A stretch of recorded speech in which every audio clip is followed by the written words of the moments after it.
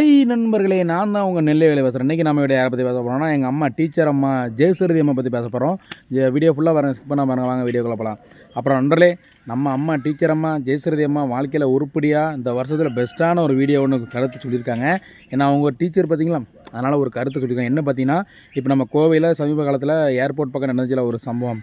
ஒரு பொண்ணு தங்கச்சியை 3 பேர் சேர்ந்து உம்பாக்குனாங்கல்ல, இது பண்ணாங்கல்ல, அதெல்லாம் அதை வந்து பேசியிருக்காங்க. டீச்சர் அம்மா என்ன பேசியிருக்காங்கன்னா, பெண்கள் வந்து தனியாக ராத்திரி யாரும் போகாதீங்க, எத்தில பொம்பளை பிள்ளைய போகாதீங்க. அது படிக்கிற பிள்ளையாக இருந்தாலும் சரி, காலேஜ் படிக்கிற பிள்ளையாக இருந்தாலும் சரி, யாராக இருந்தாலும் சரி, ஆண்களோட துணையோடு போங்க, ஹஸ்பண்டோட போங்க, அம்மா அப்பாவோட போங்க, அண்ணன் தம்பியோட போங்கன்னு சொல்லியிருக்காங்க.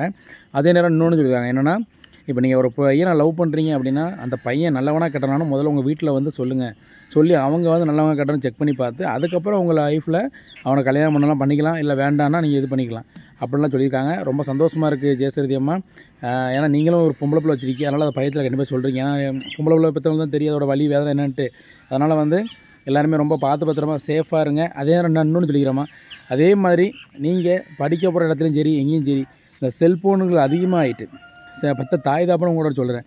பொம்பளை பிள்ளைகள்கிட்ட செல்லு கொடுத்தீங்கன்னா, பிள்ளைங்க செல்லு என்ன பண்ணுது, ஏது பண்ணுது, என்ன நோண்டிகிட்டு இருக்குன்னு செல்லு அப்பப்போ போய் பாருங்கள். அவங்க அப்டேட் என்ன நடக்குன்னு போய் பாருங்கள். பார்த்தா தான் பிள்ளைகள் தப்பு பண்ணுறதா என்னென்னு நம்ம தெரிய முடியும். எல்லாத்தையும் விட்டுட்டு கடைசியில் போய்ட்டு பிள்ளைகள் தப்பு பண்ணுது, அப்படி பண்ணுது இப்படி பண்ணு சொல்லி நம்ம வேஸ்ட்டு. அதனால் குழந்தைகளை பத்திரமா பார்த்துக்கோங்க. பொம்பளை பிள்ளைகளை முக்கியமாக சேஃபாக பார்த்துக்கணும் சொல்லி ஜெயசுருதி அம்மா சொல்லியிருக்கு. ரைட்டுமா, ரொம்ப நன்றி ஜெயசுருதி அம்மா. ஓகே நண்பரே, வீடியோ பிடிச்சா லைக் பண்ணுங்கள், கமெண்ட் பண்ணுங்கள், ஷேர் பண்ணுங்கள். மறக்காமல் நம்ம பேப்பர் ஐடி 227 சப்ஸ்கிரைப் பண்ணி போய் அமைக்கிருக்கேன். நன்றி, வணக்கம்.